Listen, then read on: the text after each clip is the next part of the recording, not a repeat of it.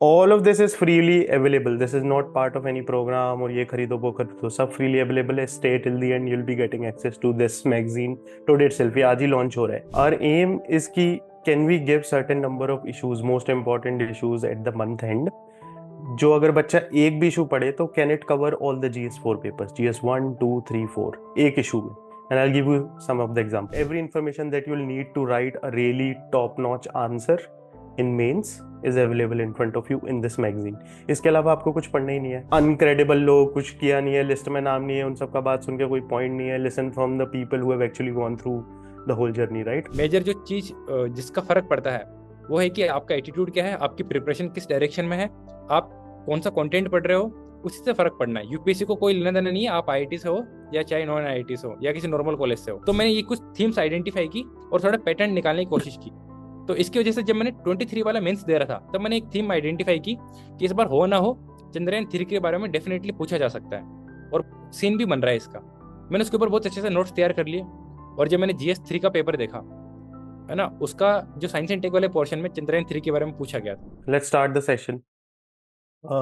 The session is mostly about talking about one of our mentor who got his name in the list just few days back in the reserve list, and soon will be allotted the service. We have Roshan sir here. We'll be talking about his journey, whatever he has learned in his own number of attempts, whatever number of attempts he has given prelims, mains, interview. That is as an aspirant, and because also he is a mentor to a lot of people in the UAP program at Civils Delhi. What are the kind of advices he has seen working and improve, helping all those mentees improve, etc. Week after week, right? Week. So we'll try to understand from both point of view as an aspirant and what are the learnings and whatever those learnings were for him as an aspirant, how those kind of insights helped certain number of student in UAP program, right? But before that,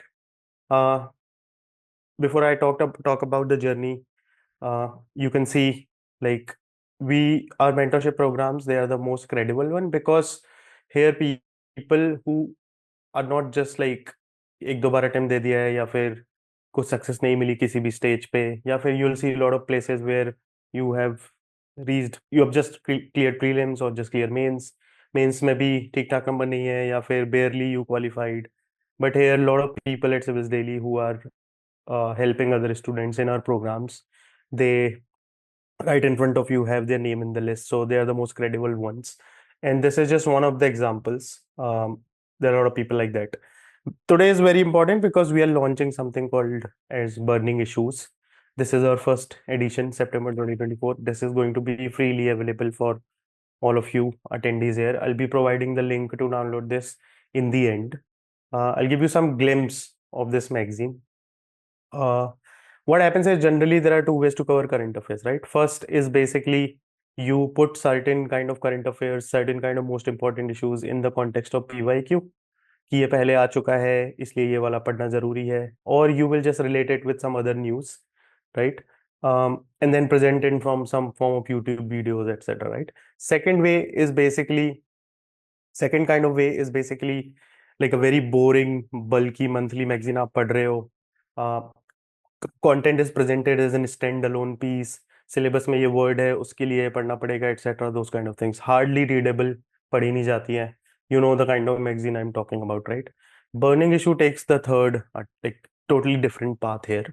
Our aim is कि can we give certain number of issues, most important issues at the month end, जो अगर बच्चा एक भी issue पढ़े तो can it cover all the GS4 papers, GS1 2 3 4 एक issue में. And I give you some of the example, right? Hence, it leaves all the other existing magazines way behind, probably 10 years back. Once you read Burning Issue, it doesn't make sense to read anything else at all. And I'll show you, right? This is the first edition. It will be available for you to download. These are the issues, 30, 28 issues that we have selected. You'll be getting maximum out of each article. For example, here is a bulldozer justice, right? This particular topic falls in all the GS paper 1. GS paper 1, 2, 3, 4. सारे GS में, which is specifically mains. You don't need any other information apart from what is in front of you in these two pages. आपका topic paper 1 के लिए भी covered है, 2 के लिए भी कवर्ड है, 3 भी 4 भी. basically this is like a 360 degree from all the angles your main answer can be comprehensively done अगर आप एक टॉपिक को यहाँ पढ़ लो, एज अपोज टू आप पढ़ पेपर वन के लिए रहे थे, अपीयर वो टॉपिक या इशू पेपर फोर में हो गया एथिक्स में. Now all the answers or content that you had were prepared from the polity point of view or sociological point of view, but the angle or the demand of the question in actual paper was in paper 4, which is like ethical or moral point of view. तो आपके तो irrelevant लिख दो, आप लिखोगे तो ही because of the pressure of 6 minutes 7 minutes, right? But आपका angle ही गलत है. वो एथिकल पेपर 4 में अपीयर हो रहा है सेम इशू, आपने पेपर 1 के लिए पढ़ा है. You have to understand that the end of the day UPSC का इंटेंशन क्या है कोई भी क्वेश्चन पूछने का, that does this person have a comprehensive understanding of the issue और not, right? You can't be just quoting constitution everywhere if you don't understand the ethical or morality um, involved there, or some other ecological, I don't know, like impact involved there. एक angle से ही issue को analyse नहीं किया जा सकता. That is the intention. So current affairs को एक checklist के जैसे कवर कर लिया कि मैंने तो 28 दिन का कवर कर लिया, चेकलिस्ट लगा ली superficially. I mean in the short term you will feel good कि मैंने ये सब पढ़ लिया है या मैंने वो रोज के यूट्यूब वीडियो देख ली है. बट एग्जाम के दिन की कहानी अलग है, right? Like and you will understand more once will talk to like Roshan sir also, right? For example, this quad thing that we hear, right? You just have to ask a basic question. Yes, मेरे क्वाड के जो अभी आपके जो पहली बात तो do you have the notes for it comprehensive? If not then वो अलग ही प्रॉब्लम है, right? Second, if you have it, are they just covered from paper one point of view, two three four, या comprehensively चारों papers की micro theme से covered है, right? All of this is freely available. This is not part of any program और ये खरीदो वो खरीदो, सब फ्रीली अवेलेबल है. Stay till the end, you will be getting access to this magazine today itself. ये आज ही लॉन्च हो रहा है, ठीक है? All of these are like every information that you'll need to write a really top-notch answer in mains is available in front of you in this magazine. इसके अलावा आपको कुछ पढ़ना ही नहीं है, आपको चार जगह देखना ही नहीं है कि पेपर वन के लिए क्या पढ़ूं, एग्जाम्पल कहाँ से ढूंढूं, टेबल कहाँ से ढूंढूं, फैक्ट्स डेटा डायमेंशंस कहाँ से ढूंढूं. So a lot has gone, like months and months of research has gone in coming out for this one particular magazine. और अब से ये सितंबर है, अक्टूबर will be launched in few days and it will keep going on. Is this only for mains? No. We have also, the same magazine has two second portion, which is prelims tidbits. सारे facts, सारे concepts, सारा data, जो भी factual knowledge है prelims के लिए काफी जरूरी होता है, वो सब भी available है at the end of magazine. ये सितंबर 2024 का prelims tidbits है.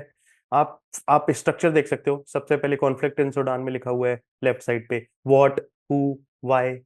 Then you'll see at some places, like for example, use of regional language in high court on your right side, starting from what, where, when, who is doing, how is doing. So all these are factual knowledges that you'll need to revise very quickly just before prelims. सब एक जगह है.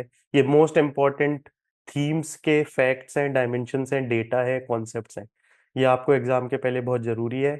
अगर आप ये खुद बैठ के फाइट मारोगे तो फिर बहुत ही टाइम वेस्ट है, etcetera.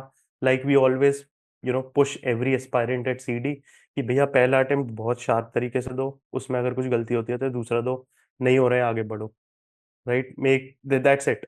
You can not afford to just spend all your early और late twenties just in some exam, right? Which such like odd of success, इतना ऑड ऑफ सक्सेस के साथ. तो अगर आप दे भी रहे हो शुरू में सारी एनर्जी, शुरू में सबसे ज्यादा शार्प प्रिपरेशन, शुरू में अपना टाइम इधर उधर के नैरेटिव में या रैंडम यूट्यूब पे या यहाँ वहाँ सुन के, अनक्रेडिबल लोग, कुछ किया नहीं है, लिस्ट में नाम नहीं है, उन सबका बात सुन के कोई पॉइंट नहीं है. Listen from the people who have actually gone through the whole journey, right?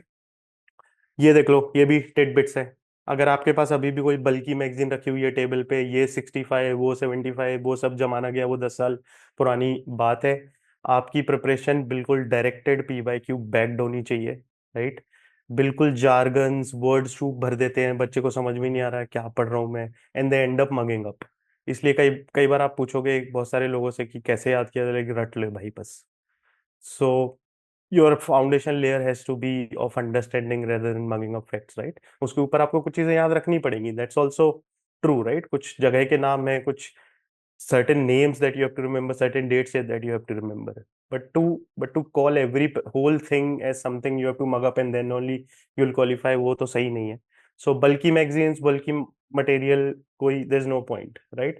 2 page low burning issue का, GS1 से लेके GS4 तक सारा टॉपिक कवर्ड आपको. और by the way, these and like I just showed you, right, these are soulfully designed आपको this has high readability. आप बस वो शब्द देख के घबरा नहीं रहे हो, ये इतना मोटा क्या है। It will make you read. That's the way it has been designed. Everything that has been done, it's done very like soulfully with lot of heart in it, कि बच्चे को समझ में आना चाहिए, उसका मन होना चाहिए पढ़ने में।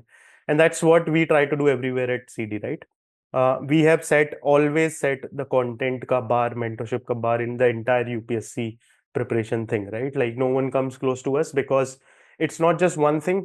Uh, कि बस कंटेंट दे दो बच्चे को हो जाएगा। It's not just another thing कि बस मेंटरशिप दे दो हो जाएगा। They have to complement each other. Hence no one comes close to when we talk about our content, right? These are model answers, ये भी अवेलेबल है। अगर आप अपनी प्रिपरेशन शुरू कर रहे हो, पहली बार दे रहे हो, तो मेक श्योर करो कि 2024 के मेंस के आंसर्स तो एटलीस्ट आप पढ़ लो, सो दैट यू अंडरस्टैंड कि भैया पूछ क्या रहा है यूपीएससी, कहाँ से क्वेश्चन आ रहे हैं। इफ आई हैड अटेम्प्टेड कैसा लिखता मैं, मुझे पता भी है कि नहीं, कंटेंट में इशू है, रिकॉल नहीं हो रहा है, पीवाईक्यू में और क्या आ चुका है, एटसेट्रा एटसेट्रा। तो at least if you are preparing for this exam, the best way to understand UPSC is to understand PYQ, right? तो ये सारे मॉडल आंसर्स भी फ्रीली अवेलेबल हैं। I give you the link.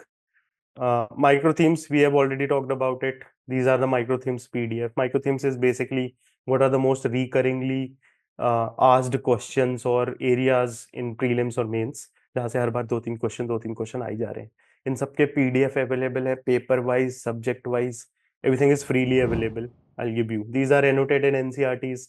एक एनसीईआरटी बेसिक लेयर होती है, उसके ऊपर colour coded, colour differentiated layering है एनसीईआरटी की।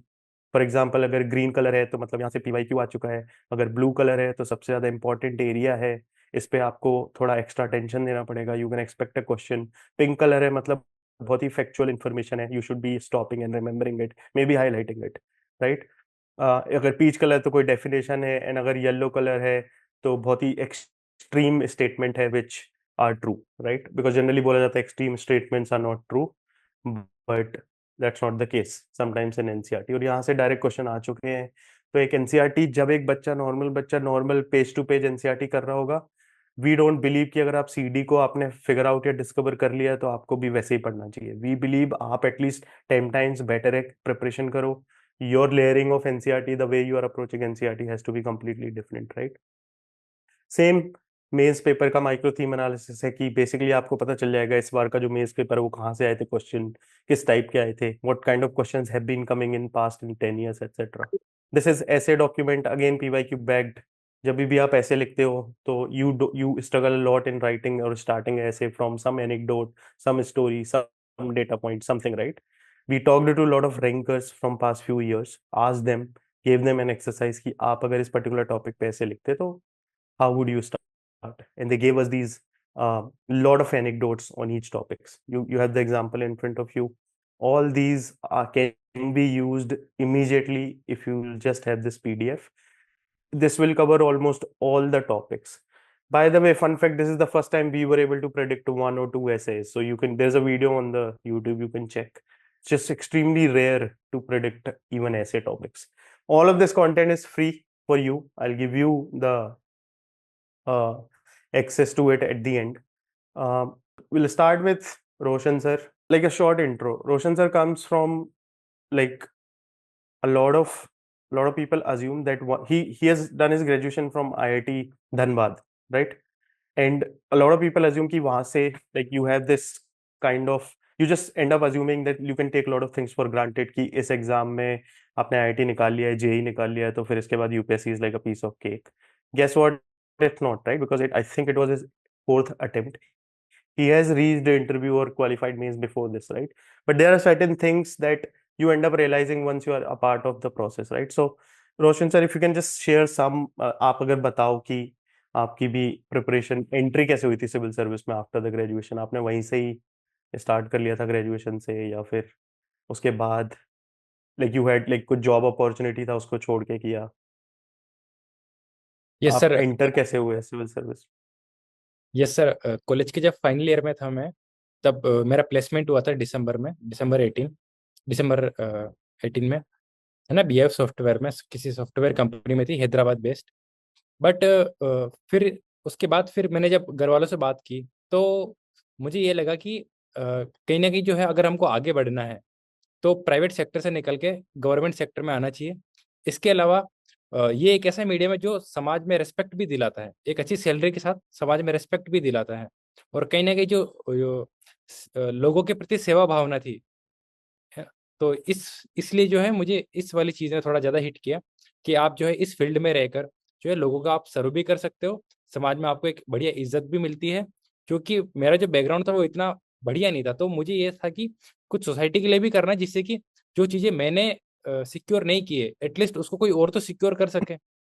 तो ये कुछ मेरे रीजंस थे जिसकी वजह से मुझे लगा कि फाइनल ईयर में जो है मुझे प्रिपरेशन करनी चाहिए, एक बार मतलब लाइफ में मौका जरूर देना चाहिए अपने आप को कि जो है इस प्रेस्टिजियस एग्जाम की तैयारी कर सकूं। एटलीस्ट अगर एग्जाम नहीं भी निकले तो कम से कम मैं इस काबिल तो बन सकूं कि मैं अदर लोगों की और ज़्यादा हेल्प कर सकूं।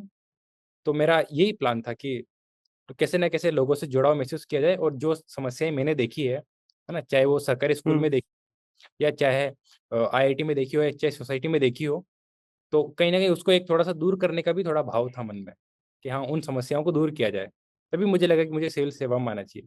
तो प्लान सर मेरा वहीं तो से ही बना। पहला अटेम्प्ट, ओके, तो पहले अटेम्प्ट में लाइक आप डिड यू क्वालिफाई प्रीलिम्स हाँ या फिर नहीं? बिल्कुल सच्ची सर, जब 19 में मेरा ग्रेजुएशन हो गया था मैंने एक साल अपने आप को दिया, तैयारी की, बुक्स रिसोर्सेज वगैरह पढ़े, बुक्स पढ़ी, एनसीईआरटी वगैरह पढ़ी, नोट्स भी बनाए।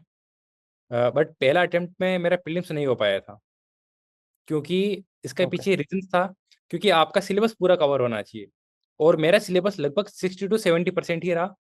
तो मेरा जो हम्म। प्रीलिम्स है वो लगभग 3 या 4 नंबर से रह गया था पहला अटेम्प्ट में, जब मैंने 2020 में पहला अटेम्प्ट दिया था ना, तब मेरे शायद 2-3 नंबर जो है वहाँ पे कमी रह गई थी मेरे।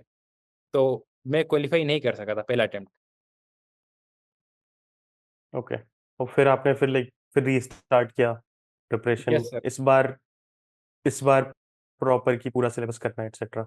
हाँ बिल्कुल उसके सेकेंड। अलावा और क्या चेंजेस करे आपने? प्रीलिम्स या मेंस की प्रिपरेशन भी शुरू से ही करी थी, या फिर पहले प्रीलिम्स ही बिकॉज प्रीलिम्स में एक फेलियर देख लिया है?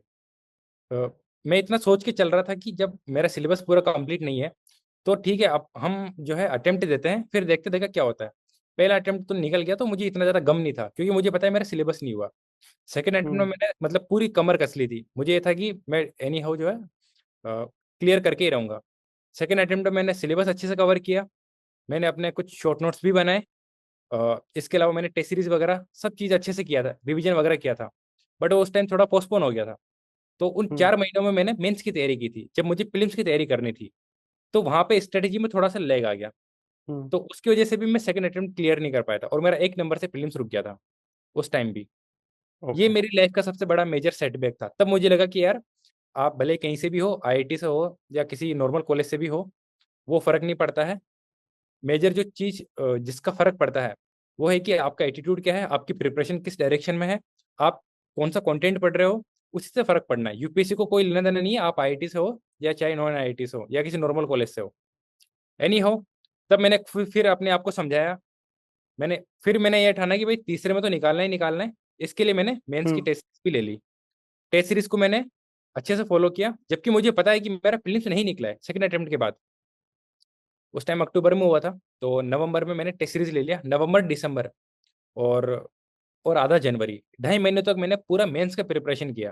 क्योंकि मुझे पता है कि अगर प्रीलिम्स निकल गया तो मेंस अभी इतना स्ट्रांग है नहीं कि मैं उसको दे सकूं। तो 2.5 महीने मैंने पूरा पूरा मेंस को दिया, अपने ऑप्शनल को भी दिया, मैथमेटिक्स को भी दिया, और मैंने बहुत अच्छे अच्छे मतलब 10 से 12 टेस्ट मैंने लगाए थे, सो दैट एटलीस्ट मुझे आइडिया हो कि मुझे लिखना क्या है ना, कहाँ कहाँ मैं गलतियाँ कर रहा हूँ। क्योंकि मुझे पता है कि अगर हमको परफेक्शन वाले लेवल पर नहीं जाया जा सकता, लेकिन उस तक पहुँचने की कोशिश जरूर की जा सकती है। तो मैं उसी डायरेक्शन में जो है अपने आप को ले जा रहा था, और इसी क्रम में मैंने कुछ टेस्ट पेपर भी लगाए थे, है ना, 12-13 टेस्ट पेपर लगाए थे। और फिर मैंने सोचा कि हाँ ठीक है, मेंस की प्रिपरेशन इतनी सब ठीक ठाक हो गई है, और बाकी जो और प्रिपरेशन है वो हम प्रीलिम्स और मेंस के बीच में हम कर सकते हैं, एटलीस्ट इतना लेवल हो चुका था मेरा। फिर मैंने वापस प्रीलिम्स दिया, आई क्लियर्ड प्रीलिम्स, है ना, क्योंकि इस बार मुझे कोई डाउट नहीं था। मैंने टेस्ट भी ये सारे, थर्ड अटेम्प्ट? हाँ बिल्कुल थर्ड अटेम्प्ट की बात है ये।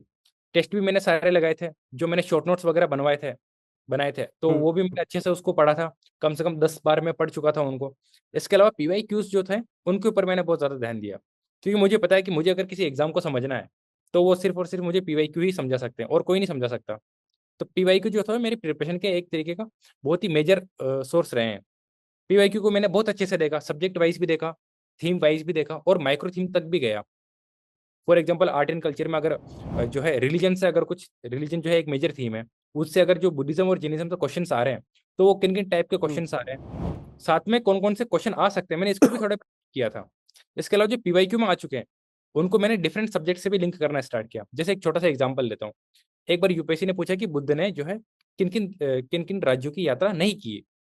तब उसमें 4 राज्य लिखे हुए थे, उसमें एक अवंती भी था। Avanti is the right answer, क्योंकि अवंती में बुद्ध ने यात्रा नहीं की। तो वो उन 4 जो स्थानों के नाम लिखे हुए, मैंने पेपर लिया, उन 4 स्थानों के नाम भी लिखे, साथ में उस प्रेजेंट टाइम में, यानी कि उस टाइम में जो है जितने भी प्रदेश स्थित थे, उनको मैंने ज्योग्राफिकल वे से रिप्रेजेंट किया। इंडिया के मैप में जो है मैंने उसको हर एक लोकेशन को मैप किया। क्या पता यहाँ वहाँ पर कोई इंपॉर्टेंट रिवर जा रही हो या कोई इंपॉर्टेंट केव हो, है ना। तो ये सब मैंने वहां पर मैप किया, जिससे कि पढ़ाई जो है इंटीग्रेटेड वे से भी हो सके और बाकी फ्यूचर में जो कुछ क्वेश्चन बन सकते हैं वो भी बन सके। क्योंकि यूपीएससी उस टाइम, यूपीएससी में मतलब ये था कि प्लेसेस इन न्यूज भी काफी आ रहा था, और जो मेजर थीम है शिफ्ट, वो थोड़ा सा एंशियंट की तरफ होने लग गया था, है ना। कई बार ये भी पूछा गया कि जो है अपने ब्रिज होम है वो किसके लिए फेमस है, ये भी क्वेश्चन आ चुका था। तो यानी कि कोई पर्टिकुलर प्लेस जो कि काफी ओल्ड टाइम में काफी प्रोमिनेंट था, वो उस टाइम किस कारण की वजह से न्यूज में था या किस कारण की वजह से फेमस था, तो उसको भी मैंने मैप कर लिया। तो यानी कि जो क्वेश्चन आ चुके हैं और जो क्वेश्चन आने वाले हैं, जो प्रिडिक्ट मैं कर पा रहा हूँ, उनकी भी मैंने बहुत अच्छे से तैयारी की। और साथ में मैंने शॉर्ट ओके। नोट्स बनाए थे, जिससे कि मैं एंड टाइम पे जो है लास्ट के 5 दिन, 2 दिन या लास्ट के 1 घंटे तक जो है मैं उनको अच्छे से कर सकूँ। तो ये थर्ड मेंस में था, तो थर्ड मेंस में टोटल हाँ टोटल स्कोर से रह रहा था, या प्री मेंस में नहीं हुआ, या इंटरव्यू का सम हाँ, टोटल करके? ये मैंने थर्ड अटेम्प्ट के प्रीलिम्स में किया था। फिर मैंने मेंस में भी सेम चीज़ अप्लाई की, क्योंकि जो प्रीलिम्स की तैयारी थी सेम टू सेम मैंने जो है मेंस के पीवाईक्यूज के साथ मैंने ये चीज़ की, करेक्ट। है ना। साथ में मैंने मेंस में ये कि थोड़ा करंट अफेयर का थोड़ा लोड रहता है, कि करंट अफेयर में पता नहीं कहाँ से क्वेश्चन आ जाएगा। प्रीलिम्स में भी लोड रहता है, बट मेंस में ऐसा रहता है कि पता नहीं कहाँ से क्वेश्चन आ जाएगा, हमको उसके बारे में पता भी है या नहीं है, क्योंकि उसमें लिखना है आपको, और आप हम्म लिख भी सकते हो जब आपके पास नॉलेज है। फिर मैंने देखा कि यूपीएससी जो है करंट अफेयर का भी इसका एक पैटर्न है, वो हर कुछ ही नहीं पूछता, वो वही चीज़ पूछता है जो काफ़ी ज़्यादा न्यूज़ में रहती है, प्लस इंडिया की तरफ से काफ़ी ज़्यादा लैंडमार्क अचीवमेंट हो। फॉर एग्जांपल मंगलयान जो है लैंडमार्क अचीवमेंट था, उसके बारे में हम्म। यूपीएससी ने पूछा है करंट अफेयर के पर्सपेक्टिव से। इसके अलावा अभी आपने देखा होगा कि चंद्रयान 3 काफ़ी ज़्यादा फेमस था, है ना, काफ़ी ज़्यादा इंडिया का नाम हुआ था, तब चंद्रयान 3 उस टाइम आ चुका था। इसके अलावा I2U2 ऑर्गेनाइजेशन था, अगर मैं आईआर की बात करूँ, तो I2U2 के बारे में उस टाइम पूछा गया था, ओकस के हम्म। बारे में पूछा गया था। हाँ, तो मैंने ये कुछ थीम्स आइडेंटिफाई की और थोड़ा पैटर्न निकालने की कोशिश की। तो इसकी वजह से जब मैंने 23 वाला मेंस दे रहा था, तब मैंने एक थीम आइडेंटिफाई की कि इस बार हो ना हो, चंद्रयान 3 के बारे में डेफिनेटली पूछा जा सकता है, और सीन भी बन रहा है इसका। मैंने उसके ऊपर बहुत अच्छे से नोट्स तैयार कर लिए।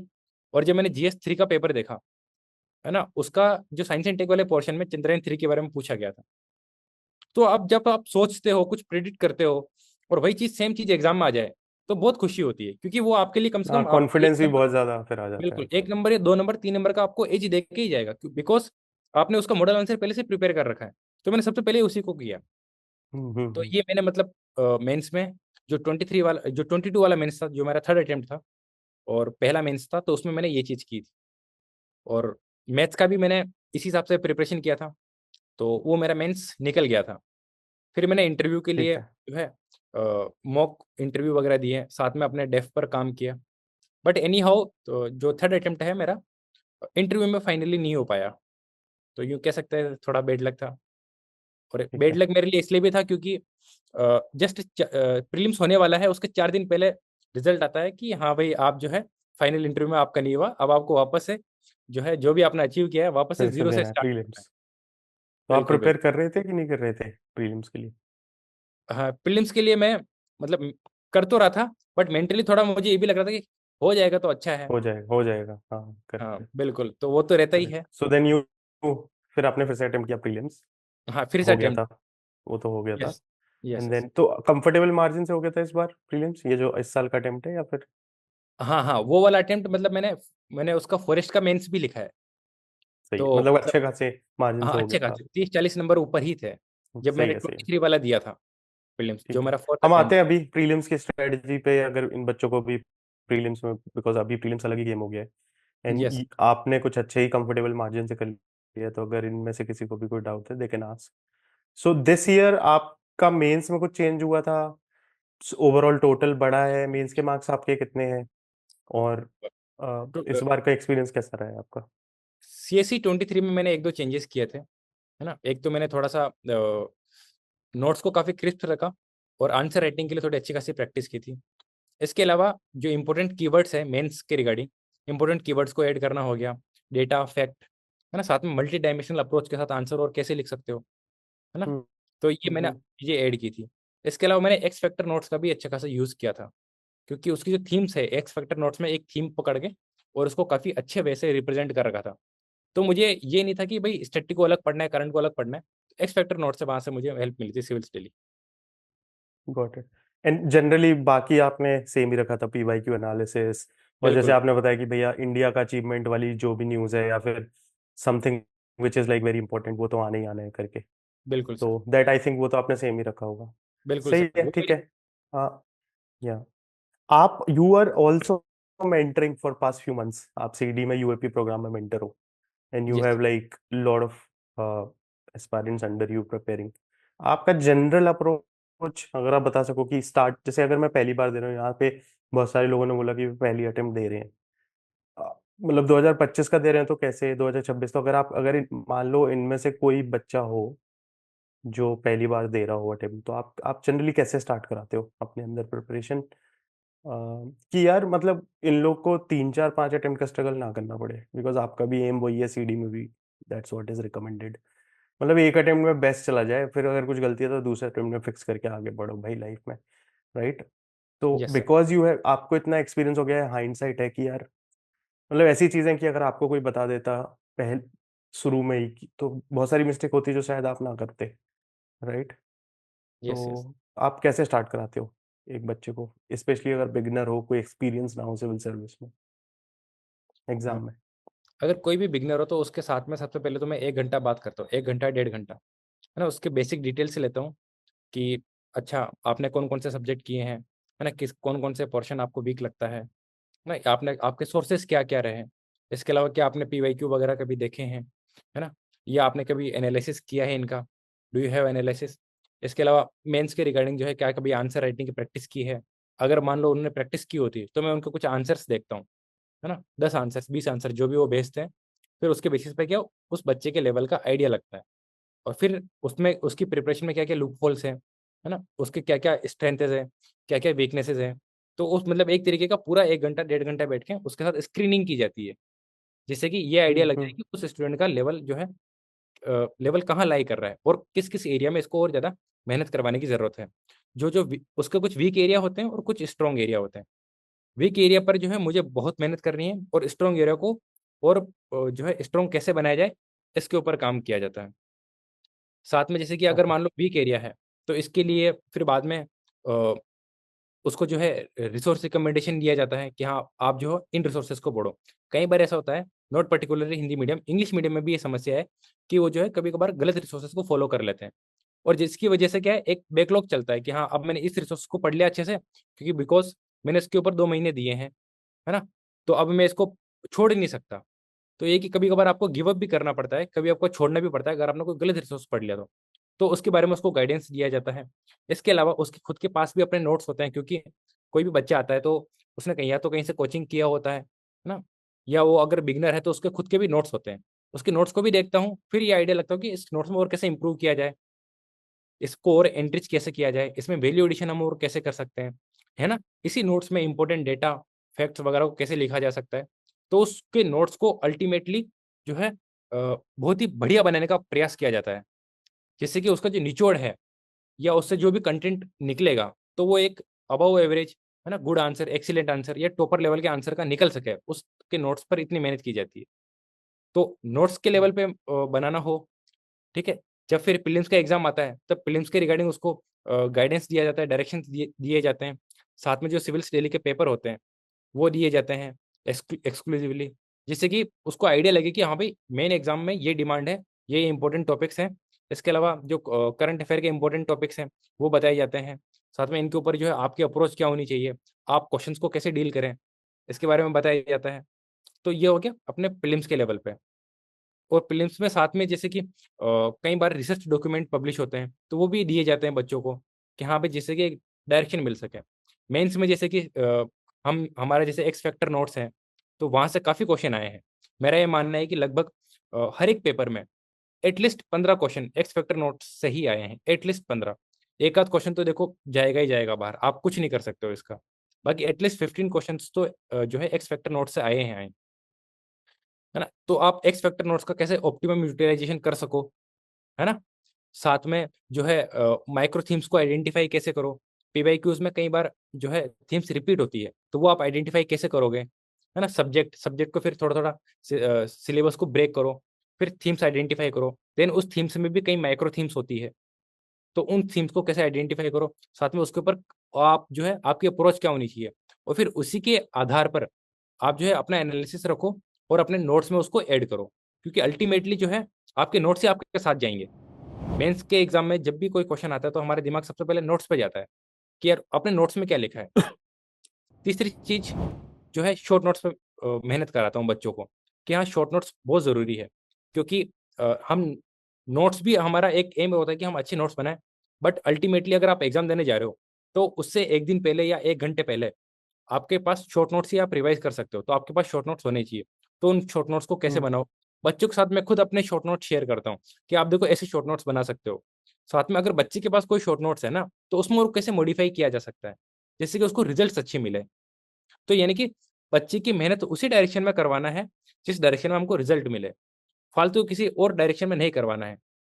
इसके अलावा कई बार बच्चों को कई सारे डाउट्स भी आ जाते हैं कि सर ये टॉपिक थोड़ा सा समझ में नहीं आ रहा, ये टॉपिक हमारा थोड़ा सा वीक है। तो बच्चों के साथ में वीकली हम्म लेवल पे, है ना, या हर 15 दिन में जो है सभी बच्चों के साथ में एक सेशन रख लेता हूँ किसी पर्टिकुलर सब्जेक्ट पे, सब्जेक्ट के रिगार्डिंग। फॉर एग्जांपल अभी मैंने इकोनॉमी का सेशन लिया था बच्चों के साथ, तो उसमें इकोनॉमी के जो बच्चों के डाउट्स थे, कुछ टेक्निकल टर्म्स थी जो समझ में नहीं आ रही थी, तो वो मैंने बता दिया। तो वो क्या है कि मान लो आपका कोई एक टॉपिक है, वो पूरा इधर है, और ये दूसरा टॉपिक है, इनको जोड़ने वाला मान लो कि कोई टेक्निकल टर्म है, कोई डेफिनेशन है या कोई चैप्टर है।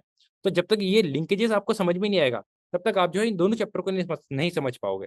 तो अगर मैं क्या करता हूँ, वो लिंक समझा देता हूँ उनको, जैसे कि एक दो हम्म और, तो एक तीर से तीन निशाने हो जाते हैं, है ना। तो चीजों को कैसे इंटीग्रेटेड वे से पढ़ा जाए, इन्हीं चीजों के बारे में मैं बच्चों से बात करता हूँ। तो ये प्रीलिम्स और जनरली जनरली जनरली आप, जैसे अगर कोई एक बच्चा है, उसने एक पर्टिकुलर, अगर आपने उसको बोला कि भैया इतना खत्म करना है आपको 15-20 दिन में, तो यस उसके बाद कोई टेस्ट अगर वो दे रहे हैं, तो यस यस। आप क्या रिकमेंड करते हो? मतलब आप उनके साथ बैठ के टेस्ट डिस्कस कर रहे हो, कि उनके गैप्स पता कर रहे हो कि ये ऐसे होना चाहिए, वो प्रोसेस क्या है? मतलब टेस्ट देने के बाद की क्या प्रोसेस है? बिकॉज ऐसे तो फिर मैं देता रहूंगा टेस्ट, कुछ इंप्रूवमेंट नहीं हो रहा, राइट? हाँ जो टेस्ट के बिल्कुल बाद का डिस्कशन है, आई थिंक वो भी काफी जरूरी है। एंड बिल्कुल बिल्कुल। तो जब भी उसका बच्चा, अप्रोच आप कैसे लेते हो? यस सर, जब भी बच्चा आता है उसको कुछ टारगेट्स दिए जाते हैं, उन टारगेट के साथ में उसकी एक डेडलाइन भी होती है, तो वो डेडलाइन भी दी जाती है। उस डेडलाइन के अंदर बच्चे को कुछ डाउट्स भी आएंगे, तो वो डाउट मैं बताता हूँ बच्चों को कि देखो आपको ऐसे सोल्व करना है, ऐसा आप ऐसा सोच सकते हो। इसके अलावा वो अपने लेवल पर कुछ ना कुछ प्रैक्टिस करता रहता है। कभी उसको डाउट आ हम्म गया कि सर ये क्वेश्चन है, इसमें आप इसमें ऑप्शन ये होना चाहिए लेकिन मेरे हिसाब से ये आ रहा है, तो आप थोड़ा बता दो। तो फिर उसको उस वे से भी गाइड किया जाता है।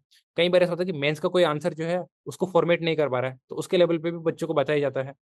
इसके अलावा once the target is completed, फिर उसका एक मैं जो हूँ टेस्ट देता हूँ अपने सिविल्स डेली का, या जो है जो अपने द्वारा बनाए गए होते हैं टेस्ट, वो देता हूँ।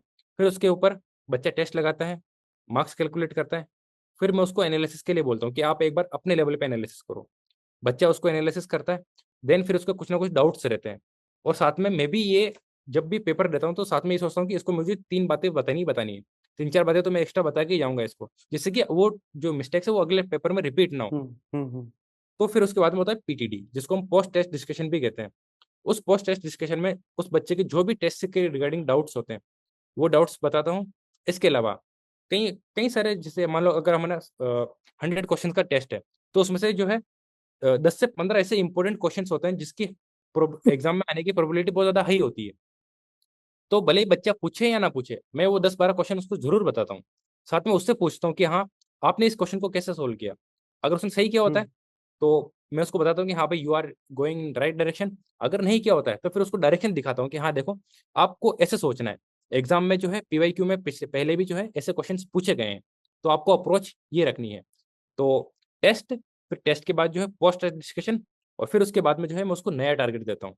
और एक बार जैसे ही पूरा एक सब्जेक्ट कंप्लीट होता है, फिर मैं उसको एक मेंस का टेस्ट देता हूँ। और मेंस का हम्म। टेस्ट देने से पहले उसको खुद के द्वारा बनाया गया है 1 घंटे का वीडियो, 2 घंटे का वीडियो, जिससे कि उसको आइडिया लगे कि भाई हमको उस particular subject, not overall answer writing, उस पर्टिकुलर सब्जेक्ट के रिगार्डिंग उसको आंसर राइटिंग कैसे करनी है वो देता हूँ। तो 1 घंटे का बच्चे ने वीडियो देखा, उसको आइडिया लग गया कि हाँ मुझे आंसर राइटिंग कैसे करनी है, फिर बच्चा आंसर लिख के मेरे पास जमा कराता है। फिर मैं उसके ऊपर फीडबैक देता हूँ कि देखो आपने इस आंसर को ऐसे अप्रोच किया है, आपको ऐसे अप्रोच नहीं करना है, आपको ऐसे अप्रोच करना है। इंट्रो बॉडी कंक्लूजन का फॉर्मेट फॉलो करना है, साथ में अगर कुछ डेटा फैक्ट वगैरह डालोगे तो और ज़्यादा बढ़िया रहेगा। अभी आपका जो आंसर लिखा है आपने, इसमें 10 में से 2.5 नंबर मिल सकता है, लेकिन अगर आप इसमें ये चीज़ ऐड करोगे तो आप 4, 4.5 तक भी जा सकते हो। तो हमको अल्टीमेटली 4, हम्म। 4.5 आउट ऑफ 10 तक लेवल का अगर जाना है, तो फिर बाद में मेंस के जो आंसर्स जो उसने लिखे हैं बच्चे ने, उसके थ्रू एनालिसिस करके उसको फीडबैक देता हूँ। तो प्रीलिम्स और मेंस दोनों की प्रिपरेशन एक तरीके से साथ ही चलती रहती है। लेकिन जब भी मान लो कि प्रीलिम्स अगर पास में आने वाला है, तो फिर मेजर जो शिफ्ट है टाइम का, वो प्रीलिम्स की तरफ शिफ्ट हो जाता है। और जब प्रीलिम्स और मेंस के बीच में जो है मैं ऑलमोस्ट 90% टाइम मेंस को ही देता हूँ, जिससे कि प्रिपरेशन हम्म। जो है स्मूथली चलती रहे।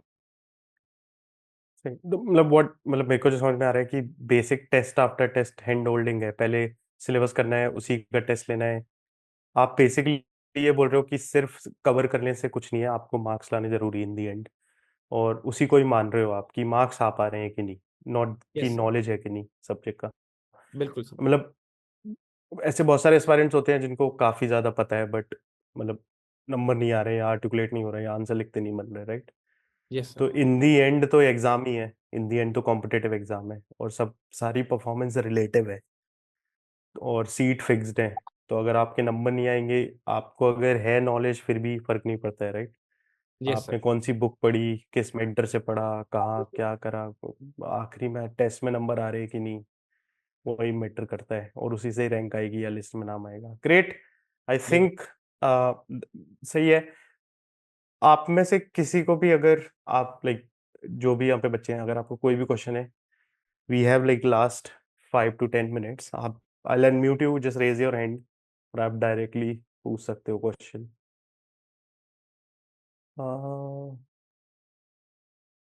जस्ट रेज योर हैंड, नीचे आपको दिख रहा होगा।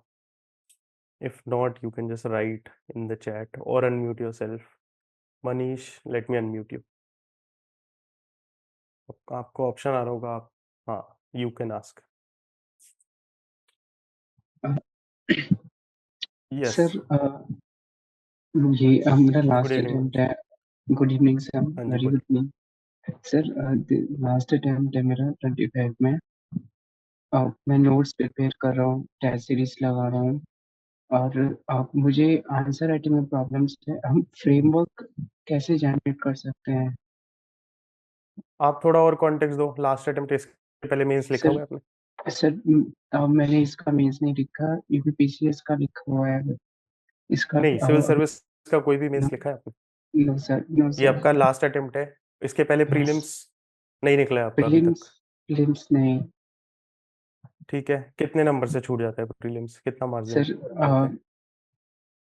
2019 में प्रीलिम्स कट ऑफ क्लियर हुआ था, सी सेट रह गया था, फिर सी सेट क्लियर हो गया, तो 5 to 6 मार्क्स का मार्जिन रहा है ठीक है प्री में। यार, आप, ओके, ठीक है। I think both should be the question की प्रीलिम्स अगर 5वें अटेम्प्ट में नहीं निकला है, तो even that becomes a bigger problem ना, वो भी तो निकलना ही चाहिए, राइट? तो हम सिर्फ मेंस की, तो Roshan sir, if you can, like, अगर आप बता सको प्रीलिम्स एंड मेंस दोनों। इस अटेम्प्ट में क्या करूं कि प्रीलिम्स मेंस पूरा हो, मतलब। ओके। ओके,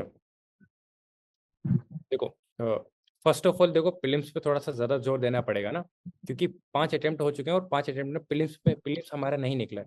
तो प्रीलिम्स और मेंस दोनों पर ही हम फोकस करेंगे। इसके अलावा जैसे कि अभी आपने बताया कि जो जीएस है, जीएस में तो आपका लेवल ठीक है, बट सी सेट आपका रुक रहा है ना।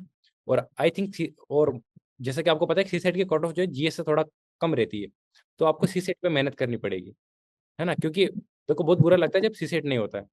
तो जो है आपको दिसंबर में आप कोशिश करना है, दिसंबर महीने में आप जो है हर एक दिन जो है 1-1 घंटा या 1.5 घंटा जो है आप सीसेट को दो, या आप अभी से देना स्टार्ट कर सकते हो सीसेट को, है ना।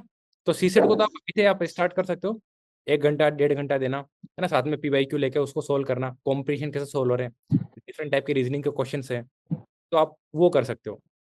इसके अलावा अभी आप थोड़ा सा मेंस पे ध्यान दो, है ना, क्योंकि अल्टीमेटली आपको एग्जाम क्रैक करना है। एग्जाम क्रैक करना तो बिना मेंस के होगा नहीं। तो अभी आपके पास जो है नवंबर मंथ है, और आप मिड दिसंबर तक जो है पूरा मेंस को दो। अभी आपने बोला फ्रेमवर्क में दिक्कत आ रही है ना, देखो फ्रेमवर्क का सिंपल है। सबसे पहले ये देखो कि क्वेश्चन की डिमांड क्या है। इसके अलावा दूसरी चीज देखो कि क्वेश्चन के कीवर्ड क्या क्या है। जब क्वेश्चन की डिमांड आपको समझ में नहीं आए, तब आप उसके कीवर्ड्स पे जाओ। जब आप कीवर्ड्स पे चले गए, फिर देखो कि क्वेश्चन पूछ क्या रहा है। इसके अलावा क्या क्वेश्चन के बाद में जो है शब्द क्या लिखा हुआ है। फॉर एग्जाम्पल चर्चा करें अगर लिखा हुआ है तो उसका मतलब अलग है, आलोचनात्मक वर्णन करें इसका मतलब अलग अलग है, टिप्पणी करें तो इसका मतलब अलग है ना। तो यानी कि आपको कीवर्ड्स भी समझना पड़ेगा। तो एक बार आपने डिमांड समझ में आ गई, कीवर्ड्स आपको समझ में आ गए, और साथ में लास्ट में शब्द क्या लिखा हुआ है वो भी समझ में आ गया, फिर उसके अनुसार जो है अपनी आंसर राइटिंग की प्रैक्टिस चलेगी। और आप आंसर लिखिए, दिन में लगभग 5 से 10 आंसर लिखिए अभी, है ना। अगर 10 नहीं लिख पा रहे हो कोई बात नहीं, 5 आंसर लिखिए, और डेली का टारगेट बनाइए कि मुझे जो है 5 पीवाई को आज लिखने हैं। तो डिसिप्लिन्ड वैसे पढ़ेंगे, 1.5 महीने तक अगर आपने, है ना, रोज के 5 आंसर भी लिख दिए, तो भी लगभग आपके 200 से ज्यादा क्वेश्चन हो जाएंगे, 225 क्वेश्चन हो जाएंगे। तो 225 क्वेश्चन अपने आप में लिखना बिफोर मेंस एक एक तरीके का मैं कहूँगा अचीवमेंट ही है। तो रोज के आप 5 क्वेश्चन लिखिए, है ना। और डिफरेंट डिफरेंट जो है थीम्स आइडेंटिफाई कीजिए, साइंटिफिक होकर पढ़ना पड़ेगा। देखो आप 5 अटेम्प्ट हो चुके, तो कहीं ना कहीं ये भी मैं मान सकता हूँ कि थोड़ा सा साइंटिफिक वैसे पढ़ाई नहीं हुई है। कि आपके पास शॉर्ट नोट्स है या नहीं है, शॉर्ट नोट्स अच्छे से बनाइए, है ना, साइंटिफिक वैसे पढ़िए, साथ में हो सके तो अपने कंटेंट को एनरिच कीजिए, डेटा उसमें डेटा डालिए, फैक्ट डालिए, इंपॉर्टेंट रिपोर्ट्स के क्या क्या उनकी रिकमेंडेशंस है, अनुशंसाएं क्या क्या है, उन्होंने क्या क्या सुझाव दिए हैं वो डालिए। इसके अलावा आंसर राइटिंग में प्रॉपर इंट्रो, बॉडी और कंक्लूजन, इसका जो है फॉर्मेट बनाइए। अभी जैसे प्रयास सर ने कहा है कि माइक्रो थीम्स को आइडेंटिफाई कीजिए। तो जैसे आप माइक्रो थीम्स को आइडेंटिफाई करोगे, जैसे कि अभी डॉक्यूमेंट है ये, क्लास के बाद आपको मिल जाएगा डॉक्यूमेंट, तो थीम्स को आइडेंटिफाई कीजिए, माइक्रो थीम्स को आइडेंटिफाई कीजिए, और how they are connected to PYQs वो आइडेंटिफाई कीजिए। फिर उसके ऊपर कौन कौन से क्वेश्चन आ चुके हैं और कौन कौन से क्वेश्चन आ सकते हैं, इस पर थोड़ा सा रिसर्च कीजिए।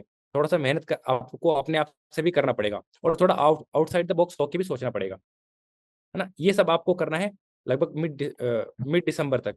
और फिर उसके बाद में जो है आप प्रीलिम्स मोड पे आ जाइए। प्रीलिम्स के लिए कोशिश कीजिए कि हाँ भाई आप जो है 50 टेस्ट लगाओ, क्योंकि आपको क्वांटिटी और क्वालिटी दोनों दोनों पर ही खेलना होगा।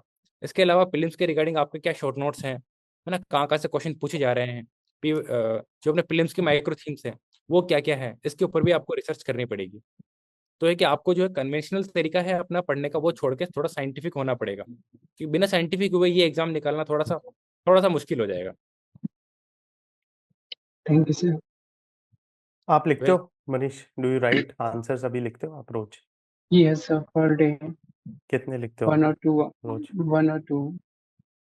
फिर क्या होता है? आप उसको सेल्फ चेक करते हो या कहीं कुछ टेस्ट सर कहाँ कंपैरेटिव कंपैरिजन, जैसे वेबसाइट है उससे आंसर्स लिखे तो वहाँ ठीक है, पे बट क्या है थोड़ा सॉल्व किसी से, में तो या तो डालता फिर हूँ। आप किसी से फीडबैक ले लो, या तो फिर अगर ओके आपकी सर। कोई पुरानी कॉपी है तो एक बार हमको व्हाट्सएप कर दो। देयर इज अ, मतलब एक लिंक है चैट में, आपको व्हाट्सएप की लिंक होगी, तो एक बार देख लो आप। Like this is freely available. आप एक मेंटर से बात कर लोगे तो वो आपको बता देंगे एग्जैक्टली पिन पॉइंट करके। अभी भी रोशन सर ने बता दिया, बट फॉर हिम ऑल्सो उनको भी थोड़ा और कॉन्टेक्स्ट चाहिए। क्या है, ये एडवाइस अदरवाइज जेनरिक हो जाती है। तभी तो वो बोल रहे हैं ना कि जब कोई बच्चा मेंटरशिप में आता है तो उसे 1-1.5 घंटे पहले बात करनी पड़ती है, राइट? तो ऐसा ना हो जाए कि आपने कोई सेशन ज्वाइन किया, किसी की बात सुन ली, फिर वो भूल गए कल। मतलब वो नहीं होना चाहिए ना। अगर आप हेल्प ले रहे हो तो सी लो की जो फिर अप्लाई हो रही है आपकी प्रिपरेशन में, तो अगर आप श्योर सर। कॉपी दिखा दोगे तो उसके फीडबैक अलग ही होता है। तो अगर कोई कोई आंसर आपने लिखे हैं या कोई पुरानी टेस्ट सीरीज की कॉपी है तो एक बार व्हाट्सएप कर दोगे तो चलेगा। And in okay sir. General also अगर आपको और कोई डाउट है तो आप मेंटर से कनेक्ट करके पूछ सकते हो। ठीक है, I hope that helps. Anyone else, अगर आपको कुछ पूछना है, just raise your hand or write in the chat. I'll unmute you. How to analyze PYQ? What could be the method to approach? I think Sakshi we have already answered. और अब तो आपको ये सब करने की जरूरत नहीं है ना, हम लोग ने सारा एनालिसिस करके दे दिया है। माइक्रो थीम का PDF है, Let me put the link in the chat. This is the link for the burning issue.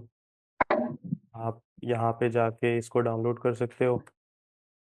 This is सितंबर का बर्निंग इश्यूज. अगर आपको माइक्रो थीम्स के डॉक्यूमेंट चाहिए तो this is the link, starter kit. आपको सारा ऐसे का डॉक्यूमेंट, माइक्रो थीम सब कुछ मिल जाएगा. बर्निंग इश्यूज के ऊपर है. Great. If there is no question then we will wrap up. अगर आपको कोई क्वेश्चन है you can ask, you can write in the chat.